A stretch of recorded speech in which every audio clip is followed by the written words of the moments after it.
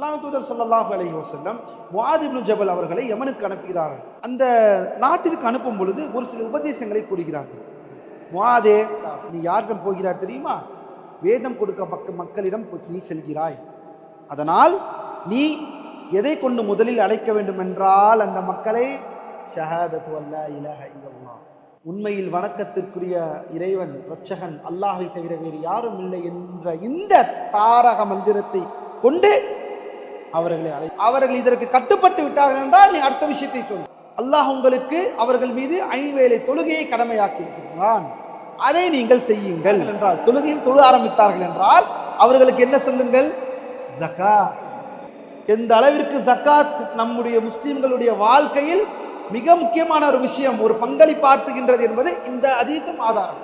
அழைப்பாளர் எப்படி இருக்க வேண்டும் என்பதை தெளிவாக இந்த ஹதீஸ் காட்டுகிறது. லா இலாஹ இல்லல்லாஹ்வின் பக்கம் அழைக்க வேண்டும்.